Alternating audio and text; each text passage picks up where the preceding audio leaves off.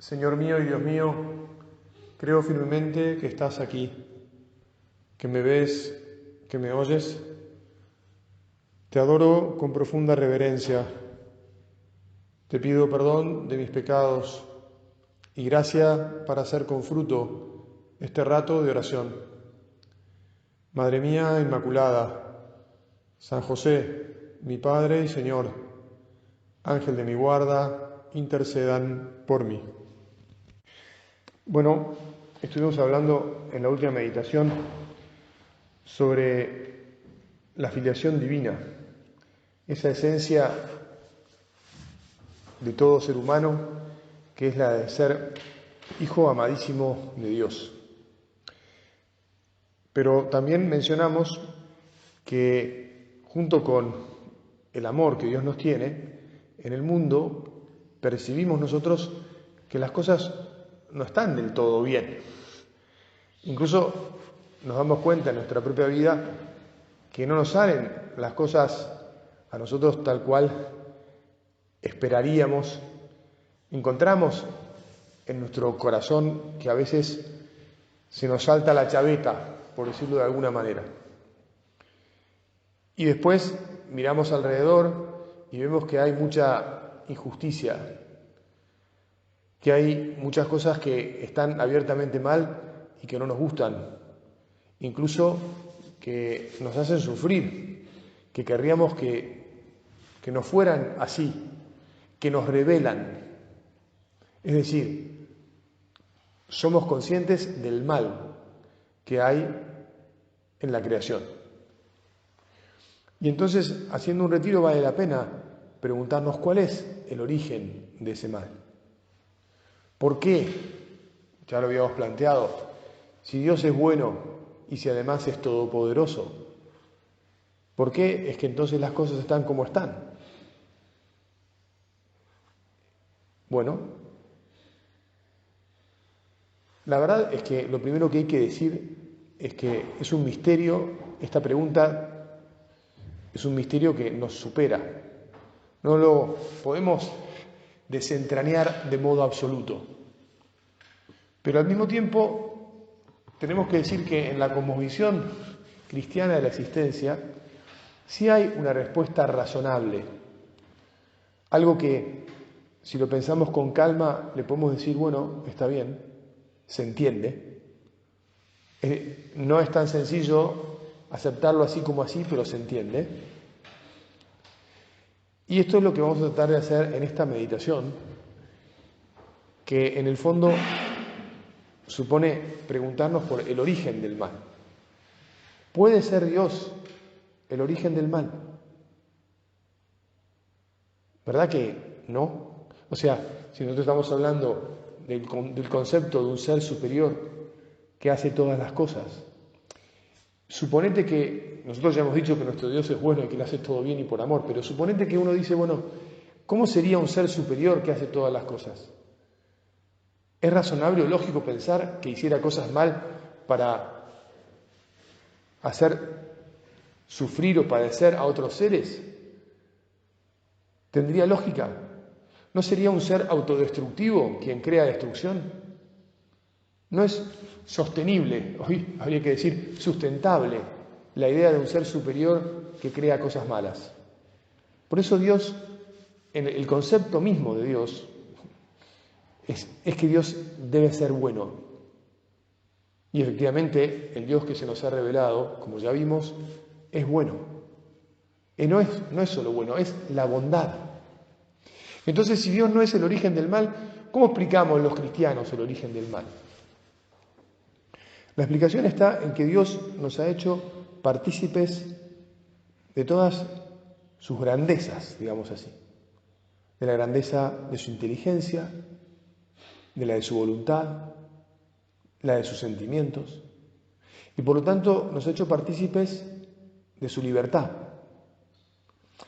Fijémonos bien que estoy diciendo partícipes, ¿no? O sea, no quiere decir que nos haya dado un trocito, pero nos ha dado una parte, entre comillas. Es decir, nosotros no tenemos la misma inteligencia que Dios. No tenemos la misma voluntad que Dios, ni la misma libertad que Dios. Pero eso no quiere decir que nuestra inteligencia no sea verdadera, como está claro, que es muy poderosa, y en el mundo en el que vivimos nos damos perfectamente cuenta de eso. El otro día fui a dar un retiro, el fin de semana pasado. Al medio del campo no llegaba el cable de la luz eléctrica. En la casa había electricidad por paneles solares y baterías, cosa que ya es un tremendo avance del ingenio humano, de la inteligencia humana, que es participación de la inteligencia divina. Pero no solo eso, no llegaba el cable de la luz, sí había electricidad y sí había internet, curiosísimamente, porque habría alguna antena por ahí, cosa que también es parte, insisto, de la capacidad del hombre de conocer, de trabajar, de aplicar el conocimiento a la ciencia y a la técnica, etc. Dios también nos hace partícipes de su voluntad, somos capaces de amar, de concebir proyectos, de tener ideales, de plantearnos cosas buenas. Y también somos partícipes de su libertad y elegimos realmente lo tremendo, por poner un adjetivo que en principio no se vuelca ni hacia el bien ni hacia el mal, pero lo tremendo es que nuestra libertad, por ser real, supone responsabilidad. Y es aquí donde, si querés, radica principalmente el misterio de Dios. ¿Cómo es que Dios se arriesga a que seamos libres? Es decir, ¿cómo es que Dios se arriesga a que le podamos decir que no? Evidentemente Dios no se puede decir que no a sí mismo. La libertad divina es distinta de la libertad humana. Pero cuando Dios nos hace libres, se está arriesgando, efectivamente, a que esos seres inteligentes, a quienes hizo inteligentes, a quienes dio voluntad, a quienes dio tanto poder, se pongan en contra suya. Esos seres que comparten sus potencias espirituales. Justamente aquí radica la diferencia entre los seres espirituales, Dios, bueno, dejémoslo de lado porque Dios es Dios, las criaturas espirituales, los ángeles, los hombres que somos un espíritu unido a un cuerpo indisolublemente, y el resto de los seres de la creación que no tienen inteligencia y voluntad. Algunos tienen vida, son seres animados, otros son inanimados. Las estrellas, las galaxias, los planetas, los minerales, todos seres inanimados. Hay seres animados, las plantas, los animales, etcétera, ¿verdad? Cada uno con distinto grado de animación, pero al fin y al cabo todos en una vida que no es como la nuestra, espiritual. Bueno, vos me dirás, padre, esta explicación yo ya la he escuchado muchas veces, o tal vez me digas, no, padre, está bueno que me explique porque nunca lo había escuchado así, da igual. Ahora, efectivamente aquí es donde radica la posibilidad de el mal, es decir, de la negación de Dios. Porque si Dios es bueno, ¿qué viene a ser el mal? El mal viene a ser la oposición a Dios.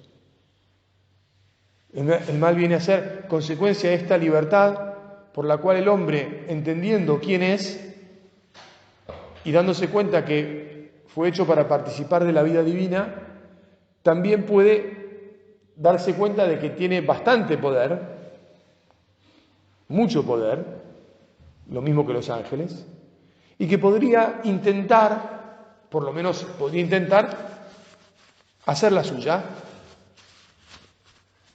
jugársela solo, ir por libre, entre comillas, ir por libre. Claro, ¿qué es lo que sucede? Cuando el hombre va por libre, justamente lo que sucede es que pierde la libertad. Es decir, se hace esclavo de su ser criatura, de su ser limitado, de su no poder controlarlo todo. Cuando, ¿te acordás que en el capítulo 3, cuando se cuenta en la Biblia el pecado original, en el Génesis, La tentación que le pone el demonio, es decir, los ángeles caídos, los ángeles que ya han hecho un mal uso de su libertad y han, por lo tanto, se han convertido en enemigos de Dios y por eso vienen a tentar al hombre, les dice, seréis como dioses. Hace no mucho, hablando con una persona, me causó gracia que me dijera, mirá, al fin y al cabo, padre, usted dijo que el demonio le había mentido a Eva, ¿no? O sea, que la tentación había sido un engaño, y en realidad no fue un engaño, porque les dijo, seréis como dioses, no seréis dioses. Bueno, ok, como quieras.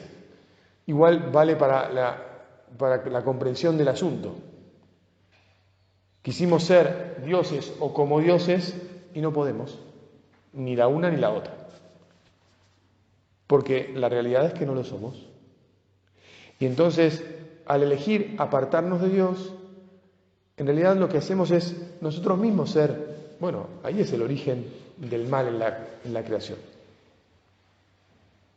A través del no de los ángeles que se convierten en demonios y el no de los seres humanos que lastimamos nuestra naturaleza y caemos, y entonces nos quedamos fuera del ámbito de Dios. O sea, el pecado supone la muerte, la salida del ámbito de Dios. Eso es que se cierran, ¿no? En el lenguaje del relato bíblico, se cierran las puertas del paraíso detrás de Adán y Eva, porque ya ellos no pueden estar ahí con Dios.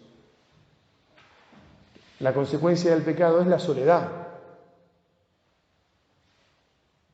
Es el quedarse el hombre solo consigo mismo, incluso con nadie más. Porque, si te acordás bien del relato, lo primero que se explica después de que Adán y Eva